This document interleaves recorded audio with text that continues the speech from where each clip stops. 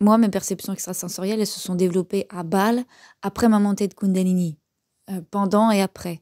Et en fait, une montée de Kundalini, c'est quoi? C'est une énergie qui monte et qui vient, en gros, c'est comme une énorme machine de chantier qui vient déblayer le terrain. Donc, en fait, ça monte le long des canaux, le long des chakras, et ça vient déblayer le terrain. Donc, ça vient nettoyer. Ça vient vraiment faire le ménage dans les tensions, donc les mémoires. Ça vient nettoyer.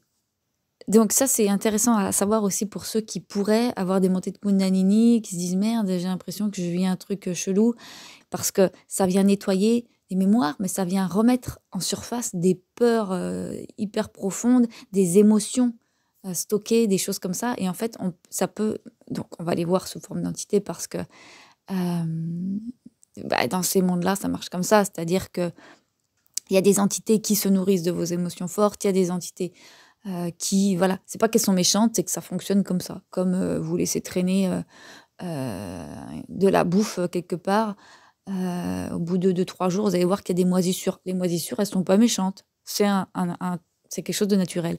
Donc, vous, quand vous émanez des choses que vous n'arrivez pas, vous, à libérer, ça va attirer une certaine forme de vie. Voilà, bon, c'est comme ça. Et donc, quand il y a des montées de Kundalini, quand il y a ce genre de phénomène, ça vient déblayer tout ça. Et donc, vous allez être face à des peurs, à des choses que vous allez peut-être voir sous forme d'entité. Rappelez-vous ça, si ça vous arrive. Les entités qui vous insultent ou qui vous disent des choses horribles ou des trucs que vous avez l'impression d'être dans le bas astral, ce n'est que le reflet de vos émotions qui se remettent en circulation, qui sont libérées. Voilà, de toute façon, tout ce que vous allez rencontrer dans l'invisible va parler de vous. Donc ça, c'est important de s'en rappeler aussi si vous vivez ce phénomène. Il y a de plus en plus de gens qui vivent des montées de Kundalini.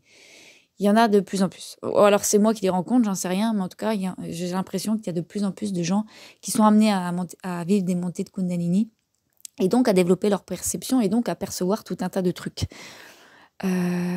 Tous les démons, ce genre de trucs, des entités un peu cheloues qui vont vous paraître agressives, ne parlent que de ce qui est libéré chez vous pendant ces montées de Kundalini. Et puis après aussi, bien évidemment.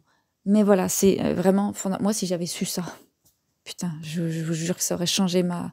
J'aurais pas lutté, ça n'aurait pas été la même chose. Donc, c'est super important à entendre quand on vit ce genre de phénomène. Donc, une montée de Kundalini, c'est un déblayage, donc ça fait pas plaisir. Le corps, il lâche plein de choses.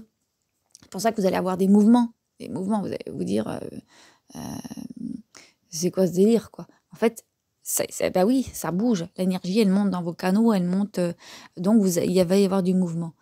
C'est juste de la libération émotionnelle, de la libération de conflits qui se passe, en fait. Si on regarde vraiment les choses d'une façon terre à terre, sans parler de perception, c'est juste que votre corps libère des charges. Et à un niveau énergétique, oui, il y a un mouvement d'énergie qui est là. On a posé le mot Kundalini dessus, mais ce n'est que de l'énergie qui remonte. Et donc, elle, de toute façon, son job, c'est d'aller nettoyer, d'aller faire du mouvement pour que vous puissiez vous libérer. Donc, ce qui est libéré se libère, ne luttez pas contre, laissez passer. Il faut laisser passer, il faut respirer, il faut laisser passer, se dire ok, ça c'est des peurs. Alors, comment je pourrais l'expliquer ?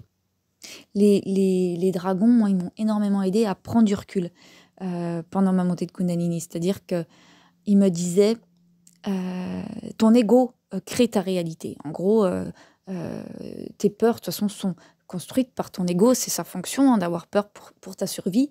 Donc, essaye de voir ça. À chaque fois qu'il y a une manifestation dans l'énergie, qu'il y a une entité, quelque chose qui vient te faire chier, relativise.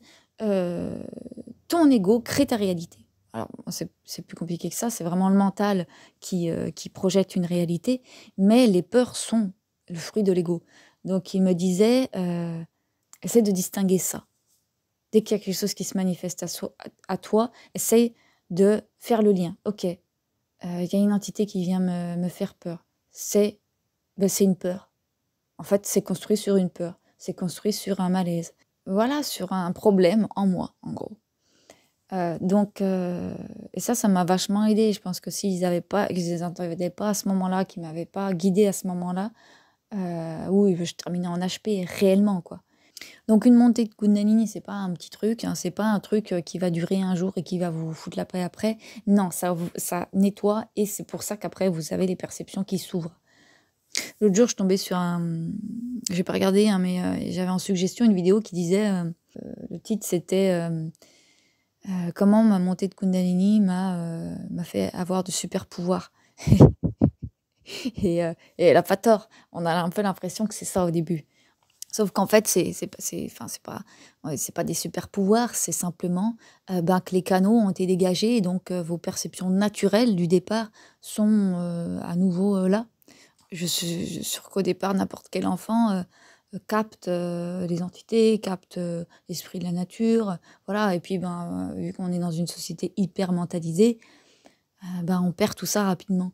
Mais c'est juste qu'on retrouve quelque chose qu'on a perdu et dont on se souvient peut-être pas en grandissant. Voilà, voilà. Mais en tout cas, c'est pas le nombre de témoignages qui manquent des enfants. Combien de parents, moi, j'ai entendu qui me disent, en fait, mon fils, il me dit qu'il voit des trucs. Bah oui, ton fils, il voit des trucs comme n'importe quel gamin, en fait.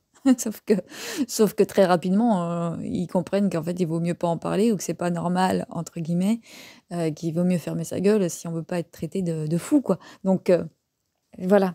Je pense qu'il y aurait beaucoup moins de personnes en hôpital psychiatrique si les gens savaient que quand on vit une montée de Kundalini, ça déblaye des choses et que ça fait paniquer. Et que, oui, voir des choses qu'on n'a pas l'habitude de voir, d'entendre des voix comme ça, du jour au lendemain, ça peut faire flipper, on se dit, je deviens dingue. Et donc voilà, donc c'est important de se dire, peut-être c'est juste un phénomène énergétique que je vis, peut-être je ne deviens pas fou, et je vais relativiser, je vais respirer, puis je vais aller discuter avec des gens qui l'ont vécu pour pouvoir mieux le vivre ou pour pouvoir simplement me rendre compte que j'ai pas besoin d'aller en HP, je suis pas dingue. Il y a beaucoup de personnes malheureusement qui nient aussi toutes les réalités subtiles et qui par l'éducation, tout ça aussi, ils pensent réellement qu'ils sont barges. Donc si ça vous arrive, prenez du recul, allez contacter quelqu'un qui l'a vécu, ramenez-vous dans votre corps et puis allez contacter les gens qui connaissent le sujet.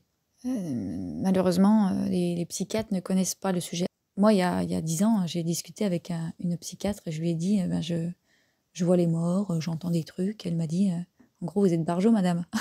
Donc, et là, je me suis dit, ah oui, bon, d'accord, il faut pas que j'en parle à ce genre de personnes. Je n'invite pas les gens à ne pas aller consulter des psychiatres, hein. Et s'ils sont là, c'est qu'il y a des besoins. Il y a des gens qui ont besoin d'aller prendre des traitements, il y a des gens qui ont besoin d'aller voir un psychiatre. Je dis juste que si vous faites une montée de Kundalini, que vous entendez des voix, que vous voyez des entités, ça peut être une mauvaise idée d'en parler à quelqu'un qui n'y croit pas, simplement, que ce soit un psychiatre ou pas. C'est tout. Je vais m'arrêter là, je vais pas faire un truc trop long. C'est juste pour peut-être rassurer les gens qui sont en train de vivre ça. Vous n'êtes pas fous. Faites-vous aider simplement si vous ne gérez pas. Je vous embrasse et je vous dis à bientôt.